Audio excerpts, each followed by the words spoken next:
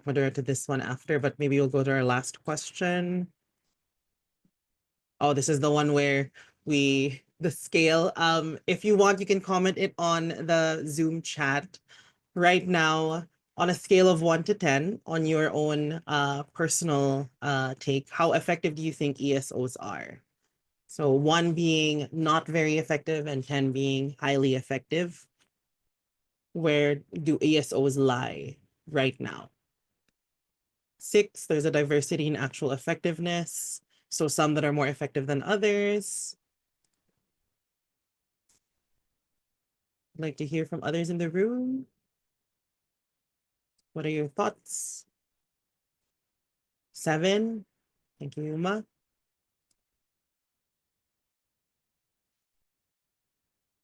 7. Okay. So we're in the effective scale, but there's still some improvements that we can make. A 5. So in the middle. 8. Right, 7. So we're lying somewhere in the middle where there is some effectiveness to how ESOs are. Still, there's still some improvement that can be made. Awesome. Thank you. And then I think our last question, Madura. What's one thing ESOs do well that should be scaled up? So knowing that there is some effectivity to what ESOs do, what's one thing that you think ESOs do well and should be scaled up?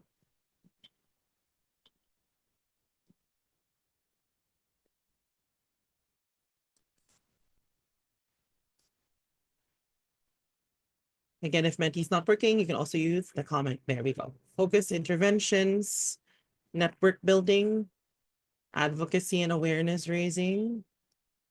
So great, really great thoughts. Network advocacy, education and awareness, attributable impact on ventures, tailored and customized support, capturing long-term impact of their alumni, including in fundraising. Awesome, great, super. All right, thanks, Madura. Thank you everyone for joining us for the check-in. We got a little feel of the people in the room and also some of the challenges that we're seeing and also some of the opportunities that we have for ESOs. Again, we're here to kind of get an understanding of what challenges and insights have been seen through the work that Triple Jump / Dutch Good Growth Fund and iGravity have done to help it put up this ESO scale-up program and to give us more insight on what it is and what has happened so far in terms of the development. I'll turn it over to Julia to give us more insight. Julia? Yes, thank you so much, Riod, and hi, everyone. Thank you very much for the opportunity to exchange with you on the work we've been doing over last year, and we keep going at it. My name is Julia Ko. I've been with Triple Jump, which is a responsible investment manager for almost 10 years now. I am glad to be partnering with the iGravity team. iGravity is an advisory firm specialized in impact investing and innovative financing for development. Morgan, Michael, Lukman, and Camille will join me in presenting and discussing the outcomes of our collaboration, actually I should say collaborations, on ESO matters that we started last year. If we go to the key objectives of the webinar, so today we'd like to basically share with you a bit our vision for a multi-funder program that contributes to scale the ESO sector in emerging markets. We will present the findings basically of a market system assessment, an initiative mapping exercise we did. And we would really like your feedback on that. Do you recognize that? Can we validate these findings, or please challenge us if not? And then the last but not least will be to focus a bit on gaining insights into the key components we should focus on if we would want to really scale up this sector. And also see if some people on the line today would have interest to join our efforts. So I spoke about the vision we have, so maybe we can get to that vision. So as I said, I work for Triple Jump, and we manage a number of funds, and one of them is called the Dutch Good Growth Fund. So it invests in a variety of local finance providers. So SMEs, SME finance is more adequately available to SMEs in emerging markets. And in some markets where investment opportunities are limited due to the nascent entrepreneurial ecosystem, notably in terms of business development support, or in markets where the financial sector is developing and diversifying, but pipeline remains an issue, there is a role to play in developing basically ESOs. So over the past 7 years, we committed 5 million euros to support 15 ESOs. They went on to support 1,000 enterprises that contributed to create and support 5,000 jobs. And they raised altogether 25 million euros of external commercial funding. All the ESOs we've supported to date still operate, and actually they have on average a self-sustainability ratio of 64%. So I would say it's a non-negligible impact, but if I challenge our work, I would also say it's a drop in the ocean, if I may. What we observe overall in the sector is that the quality of the outcomes and impact of ESOs vary greatly from one organization to another and from one country or market to another. So the system is underperforming, if you will. So last year, we set ourselves to better understand the system of ESOs to address what is not performing, and hopefully doing that with like-minded ESO funders that would join us, if you want, in a coalition. If we go to the next slide. So what did we start doing basically, especially with iGravity and a lot of stakeholders we engaged since last year? We first focused on designing a result-based finance instrument to incentivize positive outcomes and impact while fostering the financial sustainability of ESOs. In our engagement with stakeholders, this financial sustainability of ESO, the definition raised a lot of comments. And I think through all of that, we kind of landed now on a definition that would be the ESO's capacity to cover its recurring and rationalized operating costs through predictable revenue streams without relying on restricted short-term grants. So what we have observed in the past 7 years is that the ESOs we partner with, they really appreciate our long-term and non-restricted support. It's really focused on ensuring execution capacity of their core business and to give them a bit of space to innovate and test business models. But what we believe is that with a result-based finance instrument, we may be able to help these ESOs transform faster by better aligning the incentives among funder, ESO, entrepreneurs. So basically the success of the entrepreneur makes the success of the ESO, which makes the success of the funder. What we have seen is that providing this type of instruments really gives the ESO, so the space, but also the mandate to focus on enhancing their service offering as a quality and cost-efficient product that others will buy into. It also equips them with the knowledge and know-how to monitor and amplify outcomes and impact instead of asking them to focus on inputs and outputs. And at the same time, they can validate efficiently a more sustainable business model. As we are managing public funds, it seems to us much more efficient and wise to reward the ESO to the extent to which they reach the agreed upon performance level. So we are now piloting the first 2 result-based finance partnerships over the next 12 months. And so we engage with this community on the design of this product. And now, as we are engaging on a year of exchanging our learnings to see if we would like to see if we can identify like-minded ESO funders that we want to collaborate by committing our common resourcing to fixing the ESO system. So the whole idea today is to discuss this ESO scale-up program. What have we found doesn't work in the system, and what do we think we should, as a community, focus on to kind of fix the system? And so what we would like to find is an alignment to support ESOs in a more meaningful manner that ensures quality outcomes of their program, expanded impact, and contributes to the financial sustainability of the sector. So that is for an introduction, and I'd like to now pass the baton or give the floor to the iGravity team to take us through the actual outcomes of our work so far. Yes, thanks a lot, Julia, and welcome from my side as well. And before digging into the findings, I know you want to listen to them, but I think it would make sense also to take a few minutes speaking about the methodology, because I think the methodology that we have is special and should lead to better findings. So I think it's important that we take a few minutes to go through it. And basically, as Julia was saying, we have these two parts that we are currently doing. So on one side, we do this market system assessment and then also mapping of the current initiative.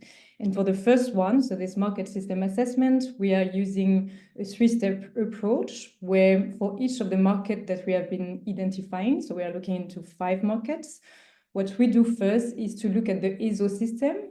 What are the constraints which are specific to the system, and then looking at the root causes of these constraints. So we really go deeper using a market system development approach, and I will explain you how it works.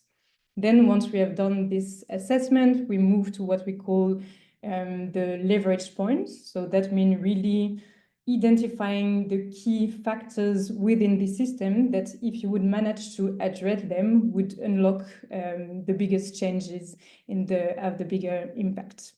And once we have this leverage point, the last step is to look at potential intervention for the scale-up program to come in. So we'll have different leverage points and then different actions that this scale-up program could use as strategy to enter the different markets. And today we are going only through the 1 and 2nd step. We don't have yet the solution, but we think that it really makes sense to validate the findings with you. So now taking another minute to explain you what this market system development approach is. So what makes it special is that, as I was saying, we look at the ESO system. So we don't look at the constraint affecting an ESO, but really at all the actors within the ecosystem, what are the constraints that they are facing, what are the root causes behind them, and what is the relationship between these constraints. And I think that gives you a much better understanding of the constraints. Then once we have identified the root causes, we looked at the leverage point, and here we also work with the local actors. So we don't bring an external solution. We really try to catalyze local changes to have a bigger impact. And the last part that is important when you have this market system development approach is that you have to acknowledge that these approaches are really complex. It takes time. So it's really important to have a big learning agenda and a culture of really testing and adapting your approach. And that is also something that we apply in the design of the scale-up program. And we think that with this market system development approach, we really go deeper than within a normal program. Another last framework that I would like to introduce is when looking at the constraints, as you have seen, I think we always hear, or there's been a lot of research on what these constraints are. So we are using the 4 that come up the most in the different discussion that we had, but also during the research that we did. The first one is the financial sustainability. I don't explain it again. Julia explained it before. The second one is the data transparency. The third one is the public-private collaboration. And the third one is looking at the human resources within the ESO. And with that, I would like to leave the floor to Michael, which will share the findings of this market system assessment with you. Cool. Thank you, Morgan. You can go to the next slide. So I think when it comes to key findings of the market system assessment, I think it's important to point out that what we're looking at is drilling into the specific bottlenecks that ESOs and other actors in that ESO system experience. So not just the high level things. I think we've all heard about the fragmentation or issues around finance, but if you're talking about financial sustainability, what specifically within that component is failing. And I think that's also the type of discussion we're looking to have today, later on in our breakout session. So starting off with this is we initially mapped the the ESO systems that we were assessing. So this exercise was conducted across 5 countries: Colombia, Kenya, Morocco, Senegal, and Vietnam. And yeah, we started off by understanding the context of these countries and the ESO systems that exist in these countries. Are there ESOs, and how effective are the services that they provide to their respective enterprises? In addition to that, we looked into which the existing supporting infrastructure in that specific system. Is there funding? Are there any training or capacity building support that exists, etc.? And I think different ESO systems will have a different level of capability when it comes to these functions. I think both in terms of performance and underperformance. And lastly, we examined the policy and legal landscape of these systems, trying to see, do the existing laws or regulations actually enable effective engagement between ESOs and enterprises? Are there any public or private agencies that exist to promote the system at large? And lastly, what are the social norms, like the entrepreneurship culture, for instance? Like one thing that came up even in the previous session is it's difficult for an ESO to, let's say, charge user fees if the feeling amongst the enterprises is that this should be a free service, for instance. So the social norms and culture become very important in how we frame the constraints and solutions that we come up with. So after doing this, we went to the next step, which was the 4 system hurdles, which we presented previously, trying to understand what are the specific type of constraints that are emerging across all 4 hurdles. And I'll just go quickly through them, just providing highlights, if you call it that. So under financial sustainability, again, I think it's very apparent it's an industry that's donor driven, so in terms of funding, but also in terms of the strategic objectives and where the money flows into. So what that means is, even if an ESO wants to react to the local needs or tailor its programs to the context it's in, it's very difficult to do that if you're still dependent on the donor preference when it comes to funding. In terms of human resource, I think most ESOs compete for talent against larger private organizations, more established consultancy firms, or UN agencies and donor or foundations that provide similar service or that provide a similar experience from a career perspective. In terms of data and data transparency at large, and the main a key takeaway here is it feels it's always the last thing on the list of priorities for ESO partners, ESOs themselves, when you have all these other things burning in terms of cost items. And lastly, on public-private collaboration, still no clear relationship between governments and ESOs. And then when it comes to corporates, in a lot of the countries, there's no clear framework, legal framework or otherwise, or incentives to make sure that corporates actually want to invest in innovation or want to partner with ESOs. And at the bottom, just a few examples of, as much as these 4 hurdles exist in all the countries that we assessed, how much the magnitude in terms of how they manifest varies from one country to the other. We can go to the next slide. And so that first insight is, yes, this exist, like the symptoms and all these root causes of those challenges, they manifest in all the countries. But a second very interesting insight is that they do not exist in isolation, and it's very important to still view these constraints from a system perspective, and appreciate the interconnectedness. And if you want to solve an issue around the talent, then you also need to think about the financial aspect of it, or the data transparency aspects of it. And so that led us to this understanding that we need a holistic approach when it comes to recommending solutions that try to unravel this web of constraints that are facing ESO systems.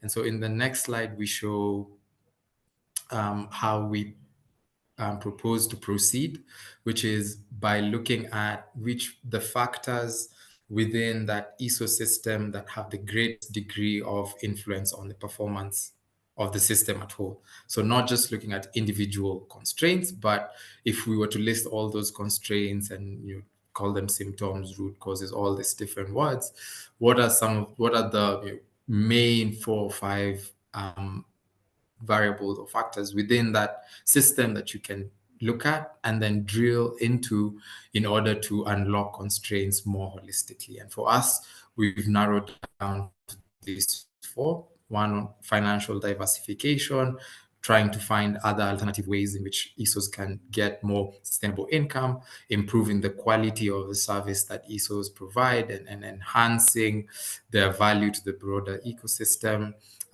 promoting more collaboration among actors, and lastly, just increasing the amount of learning and data around the delivery of ESO services within a system. So I'll pause here, and in the interest of time, also pass it on to Lukman to give us an overview of the initiatives mapping.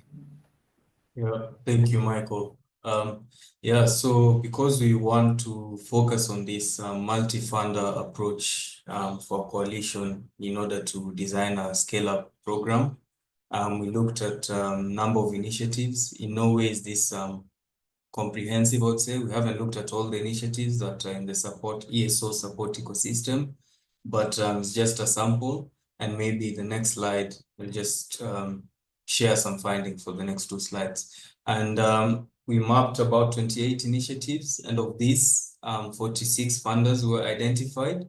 And the top 3 funders in terms of financial commitment, FD, Visa Foundation, FCDO. And in terms of participation in initiatives, we see Agidius Foundation, FCDO, and the Ministry of Foreign Affairs of Denmark coming up as the top ones.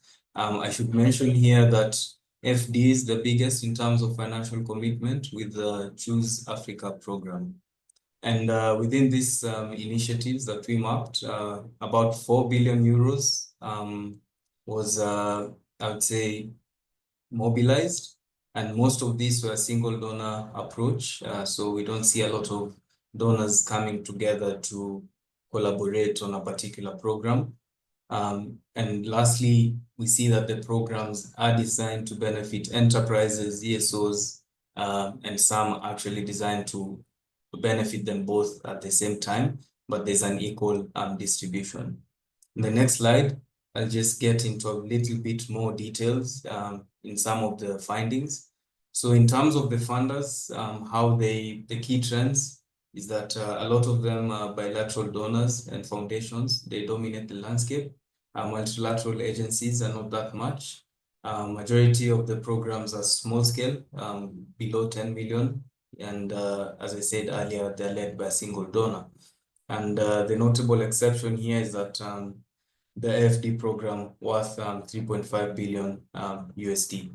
In terms of the thematic focus, a lot of programs are moving towards this ecosystem strengthening approach. So looking at the ecosystem whole scale, top priority, supporting both startups and ESOs, and also looking at how they can influence policy frameworks for a better ecosystem.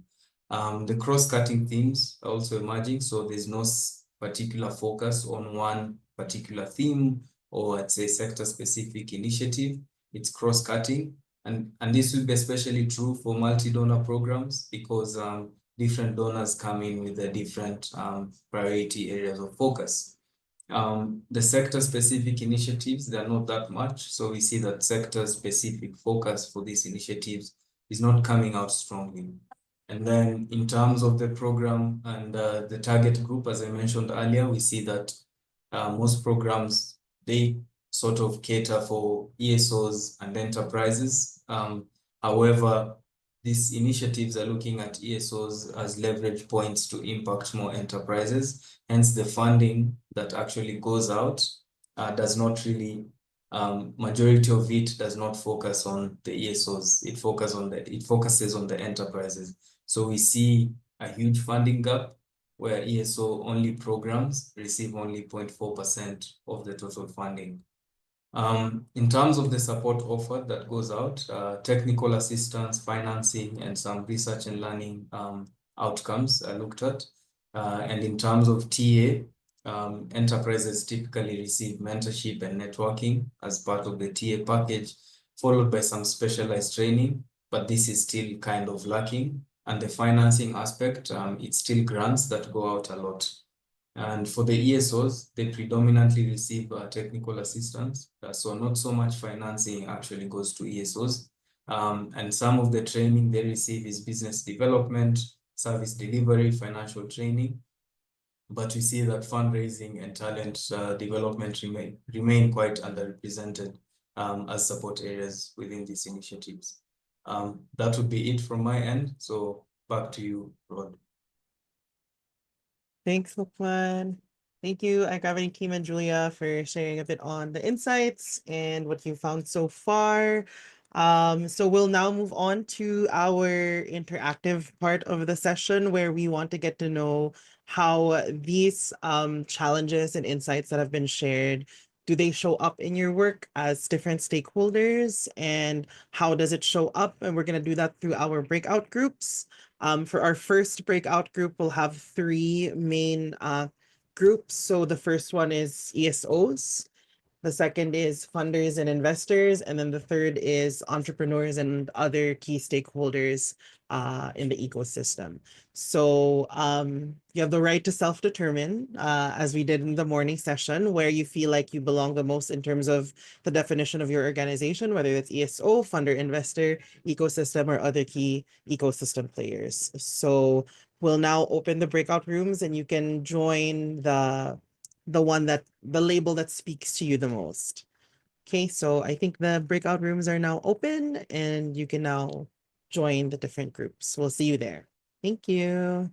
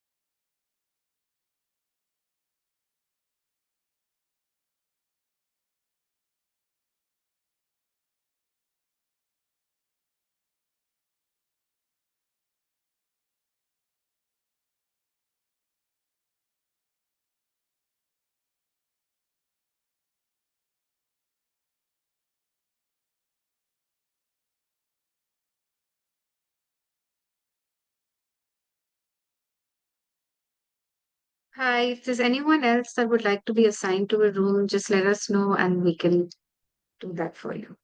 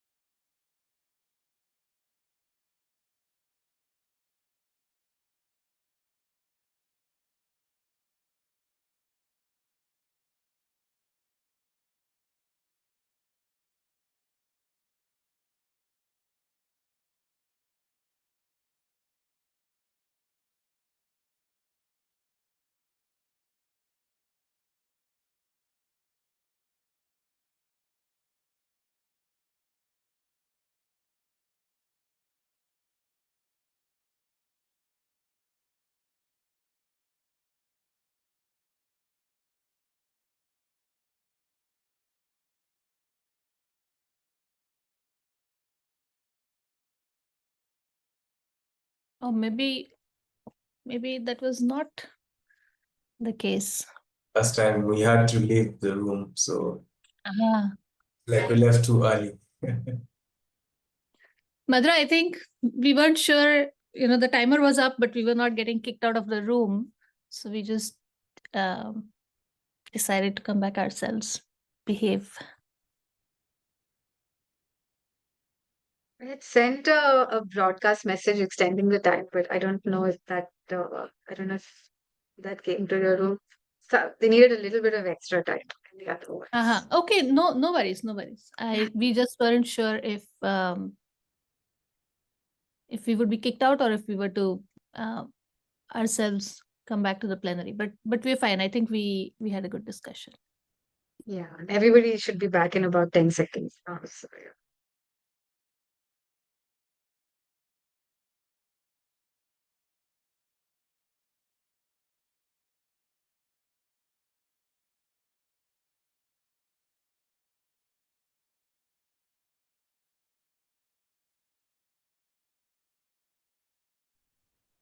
I'm sorry, even our discussion was cut. It was a really great one. Sorry, Ziad, you didn't get to finish your point. No Um, problem. we do have to move forward. I'm guessing it was also a good discussion for the other groups, it seems like. So we'll just share a bit of insights from the facilitators end for this one. Maybe I can start for our group. So for the ESO group, and Camille and Michael, please feel free to come in if I miss anything. But I think one of the bigger ones that we really discussed for ours is around rigid metrics that funders have for ESOs, which is related to the whole restricted funding challenge because of, as somebody mentioned, innovation should not be restricted. And because it is restricted, then you can't see how the results of the innovation actually takes place. If you have a 3 to 5 year programmatic funding given, then you're not giving enough time for these ventures or these enterprises to actually show the innovation that they can showcase. That's one big issue that was given. And in terms of like talking to funders and pushing back to this, one insight was around how, if you're a small organization, you don't really have a big voice to kind of say this to big funders. And there is some movement when it comes to funders now and pushback in terms of these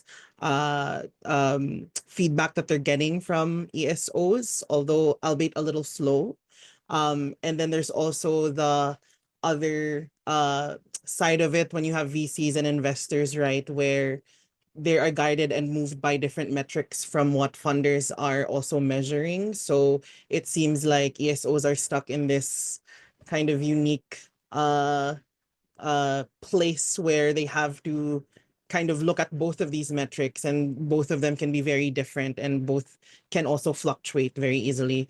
Another thing was also around the weakness of private sector involvement, and really like not knowing what's in it for them. So one insight was around how you have different types of private sector organizations there, but when it comes to, for example, the bigger ones, then for multinationals, their country chapters are guided by the multinationals. So even if you give feedback to the country chapters, they're not really in the they don't have the choice to kind of make the decisions for their countries. And then you have large local organizations that are more defined by the political movements in their countries also. And then the smaller ones, of course, are also just struggling to get by themselves. I think lastly, we kind of tried to talk about talent a little bit. That's where we got cut, but really around how to gain more capacity as an organization by having more talent. And this was an issue that a lot of people wanted to speak about, I think, at the end, and we didn't get enough time. But it seems like a lot of the ESOs here are struggling on that front, trying to balance capacity and having more talent on board, especially with the financial constraints that they're in. So that's it. I will, Camille, Michael, I hope that was a good, okay, awesome. I'll pass it on to the funder and investor group. Morgan? Yeah, happy to start. So on our side, we had a great discussion with mainly investors, which were having also this ESO background, which was super helpful. And what we started discussing the challenges, and so they validated the 4 challenges and also their interconnection. And then we discussed some of the challenges. So we started with the data collection. So really also saying that for the investor perspective, it's key to prove the impact that you are generating to also make sure that you can improve. Nevertheless, we also say that when you ask to the ESO to measure the impact, you have to lower your expectation because those ESO work with early venture. So it doesn't make sense to come up with the full requirement, but really taking that in account when you ask for more data collection. Then we move to the HR and talent challenge. And here we had the example of INP, which is working together with ESO and helping them on developing the investment readiness training capacity of their people within the ESO. And they started with that, and it was interesting to see that although they started with that, then the ESO came to the investor to ask them how they could get more connected to the investors, how they could tap in these networks. So also a good collaboration or exchange to see on this side. And then moving to the collaboration side, we had an interesting comment saying that each time that people try to collaborate, at the end it's more a competition than a collaboration, with each actors having difficulty to articulate the value proposition in a partnership. So again, trying to see who is doing what and where I'm better as an organization than another is the basis to really start a good partnership, which will last then in time. And then we had a little time also to speak about the challenges of investing through ESO or in ESO.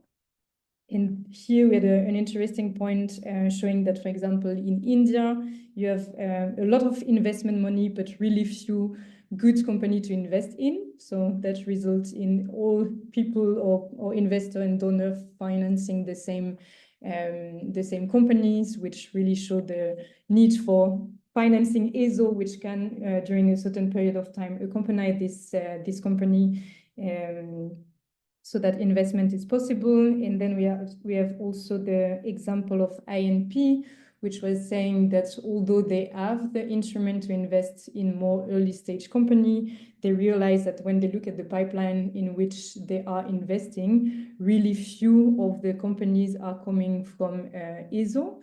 And they were a bit surprised because they also they really want to partner with ESO. But then they were saying that it's really a lack of understanding, and not only from the ESO to the investor, but on both sides. So here, again, more exchange might be needed.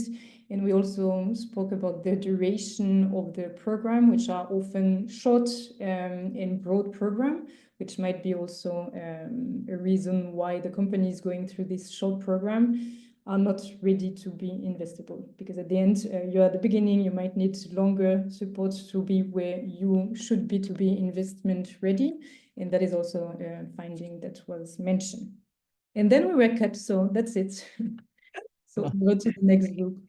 Seems like it was a very great discussion. Hopefully we have another opportunity to kind of expand on it next time, but thanks, Morgan. And lastly, for entrepreneurs and others, Shami. Sure. Okay, so we had a small group.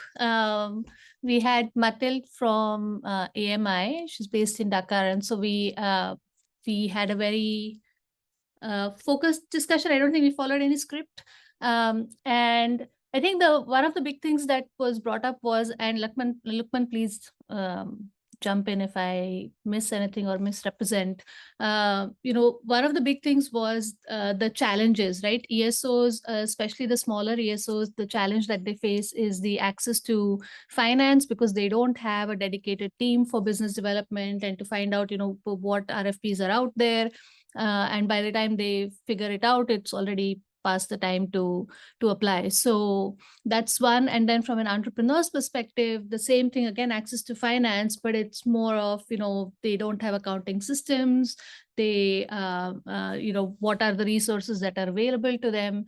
So from a ESO perspective, especially the smaller ones, expanding their network of, who are the funders or the financiers that they can approach, and having that, reduced information asymmetry, if you will. And for entrepreneurs, it was really working more on the skills, their finance management skills. That was one. The other thing that came up was this mismatch of and alignment of needs and expectations between ESOs and entrepreneurs, right? How are ESOs engaging with the SMEs? How are SMEs? What are they coming to the ESOs for? Is it, mainly for the funding, and are they not really incentivized to apply what they're learning into their own organization? And so that kind of led us to talk about how are ESOs designing their services to meet the needs of entrepreneurs, and if there should be standardization in those needs. And again, that standardization can go both ways, right? While it is helpful for entrepreneurs to know what exactly they're going to receive, and it's good for clarity, it's good for ESOs that are looking for funding, saying, oh yeah, I am this certified, this is the level of service I provide. It also kind of inhibits on the innovation side of things, where or the contextualization of services from the ESO side, where different contexts like rural or specific geography, that standard may not work. And I think this came up specifically because AMI is working on a standardization project in Uganda, and in fact I participated in that session in Dakar, so it was good for it to come full circle. I think that's it, but Lukman or Matilde, if I've missed anything, please jump in. Great. Thanks, Tommy. Thank you. Thanks, everyone, for the insights. We'll now jump into our second breakout room. So for the second one, we'll look more into the context of regions. So we'll have one breakout group for the Africa region, and then one for Asia/Latin America, if there's anybody from Latin America who's joining us. Again, right to self-determination, wherever your work feels more aligned to which region, you can choose your breakout room. So Aditi, when you're ready, awesome. We'll see you at the breakout room.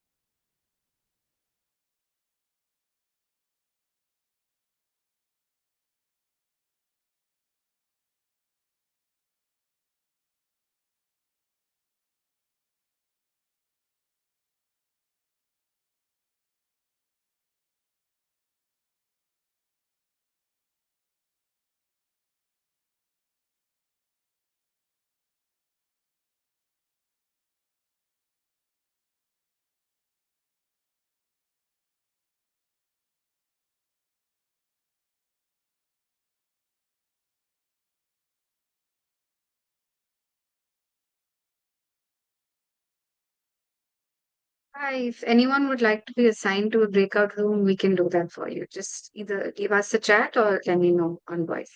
Hi, Katra. Sure. Hi, how are you? I joined late, but I'm calling in from Somalia. I'd like to join the group in Africa again. Okay. Yeah. I'm just Thank you. okay.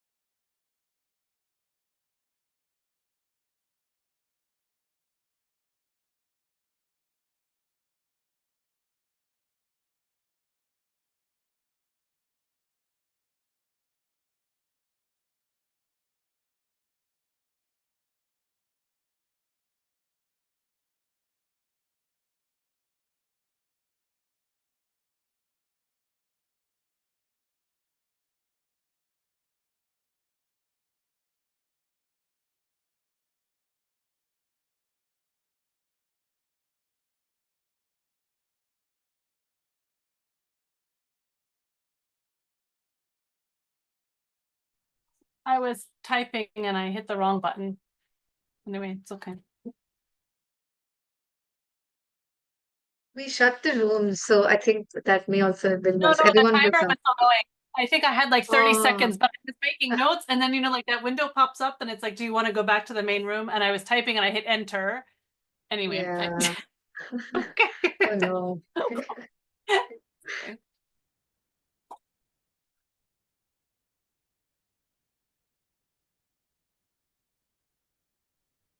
Was your conversation cut again? Sorry. Africa had a big group again. So I'm excited to hear the insights.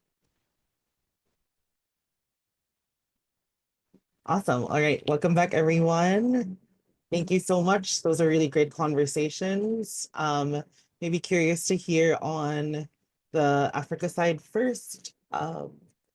Whoever is going to share.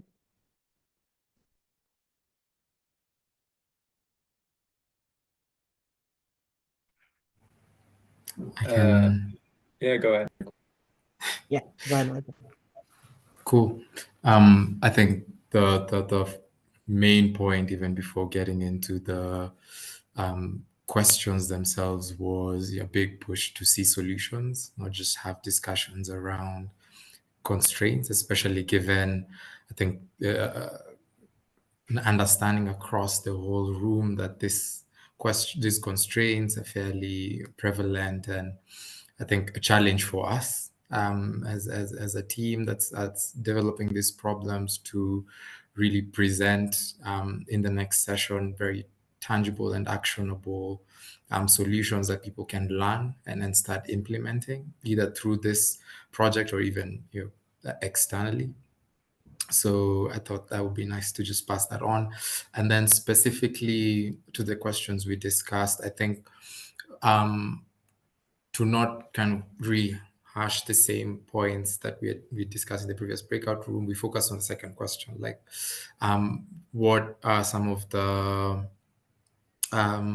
social, cultural type things that are affecting the system. And the first point was around mindset. So a huge thing on what is the kind of perception when it comes to ESO services and entrepreneurship that exists within a system. So we all appreciate that a lot of this, the countries that we come from, the private sector is probably developing at a much faster rate than the other supporting functions that exist. So even as we discuss how we can align these other actors, we also need to ensure that we're building a mindset of that's more solution oriented, encouraging innovation, and trying to push those type of ideas. The second bit was also how can we nurture collaboration? So it's not competition. As much as you're working on fintech, I'm working on agri. Can we find a way of creating actual networks and groups that can advocate for the needs of the system and reduce a lot of the kind of work that's happening in silos? Thirdly, kind of going back to the policy issue, I think government was mentioned as ideally in an ideal scenario there should be an enabler, but we're not seeing they're not playing the role that we expect them to, whether that's creating the right policies or streamlining processes when it comes to business registration. So how do we, given that reality, how do we still find ways to support organizations and ESOs to grow despite that challenge? And then lastly, I think thinking through the needs of enterprises and ESOs, I think it was pointed out, there's a huge focus on business skills, sometimes at the expense of actual technical skills. and we need to also pay attention to that aspect of delivery. So yes, an ESO or a business that's participating in a program does need that business skill at a high level, but at the same time, kind of that deep technical skill, whether it's the specific niche that the organization is working in, or it's deeper technical financial skills, is just as important when it comes to achieving the outcomes that we're looking for. Awesome. Thank you, Michael. Really interesting discussion there. For the Asia group, we were a very small group, intimate, 2 participants, Devansh and Ziad, who came in, and we were able to kind of deepen our understanding of how these challenges manifested in their own context, specifically on really the tight bind that ESOs are in a lot of these contexts.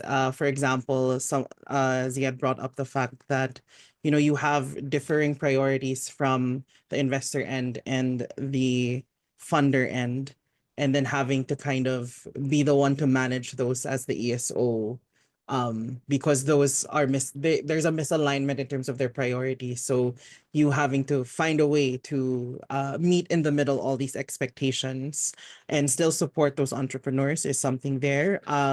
Also, just the opportunity and challenge when it comes to public involvement. There being, for example, in India, being a big fund for public support for startups, although not a lot of support for the ESOs themselves. So there being still a misalignment on where the support is going, and still needing advocacy in terms of making sure that sustainability can come from these public funds for ESOs, as well as just what I found interesting was around the R&D, which Devansh brought up, of the corporate sector, and where there's still a need to invest more on it, so that it can also inform how public funds are being used. And so there's still a kind of a development that needs to happen there, and where there needs to be a voice to advocate for something like this. Those are the ones that I found very interesting. Of course, there's the capacity gaps also of pipeline of startups, for example, in certain places where geographically they're near other places who might be more developed or have more a population of like investors, for example. So those startups migrating, or at least putting their businesses on that end of the country, or that end of the geography, because they're near. So those are some of the insights I found. Shami, Morgan, Lukman, if you have any others that you would want to add. Okay, great. Awesome. All right. So thank you everyone for staying and for being very active during our discussions. Let's find out more about the next steps after our call. I'll pass it on to Julia and the team to take us through. And while I do that, if it's okay, I'll pull up our feedback form so that everybody can answer while we listen to Julia and the iGravity team on the next steps. Thank you.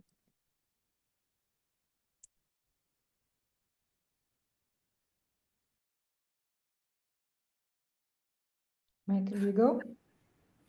Yeah. I think the feedback form just popped on top of my screen, so a little bit funny. I think so. The slide that we're looking at summarizes a bit of what we've been discussing today and our vision for how the project could look like. So first of all, from a funding perspective, really thinking about a pool mechanism that tries to streamline all these different programs and projects that multiple funders are doing. Can we bring people together and almost align how funders engage with the ESO system at large? Secondly, we're promoting this local-led type approach when it comes to developing interventions, and that includes conducting country-specific constraints assessments and determining appropriate solutions. And thirdly, for us, similar to the slides we took you through before, looking at the 4 leverage points and determining what are the best ways to approach these leverage points. And we've listed 3 delivery strategies which we're currently working on, and we will come back to you on the same at a later date. The first one being investing directly in ESO support, so ESO program support, targeted capacity building, and TA. The second one is around more ecosystem building type support. So this is looking at how do we strengthen the system collectively. And thirdly, how do we ensure that we are generating sufficient data and disseminating it so that it doesn't just remain within a few closed repositories. And so on the far right with the green boxes are some of the outcomes we expect to generate from this approach. And I think I'll let my colleagues speak to the next steps, including how we anticipate to feedback this to you at a later date. Yeah, thanks very much, Michael, and a very big thank you for everyone who engaged with us today. I hope that at least some of you have found it interesting and that you will want to keep engaging with us as we will share what we learn as we implement both the result-based finance pilot and also further design the scale-up program we discussed more today. Honestly, I would love to find a few like-minded funders that are committed as we are to advancing the sector towards a more sustainable path. So if you are, please do reach out to me directly. And in any case, we look forward to connecting again with you on the final design of the program and engage further on how we can actually collaborate. So thanks very much, everyone. Thanks so much. Thank you, Julia. Thank you to the iGravity team. Thank you, everyone, for being here. Just the last thing, if you want to join more of our sessions, we'd like to show you our next upcoming sessions for the network. Madhura, Aditi, if we can bring it up. Thank you. Awesome. So upcoming sessions, we have our ongoing series around healthcare incubation, a state of play, looking at different ways for us to better support ventures and enterprises within the healthcare industry. So our next one will be on mental health, which is happening next Thursday.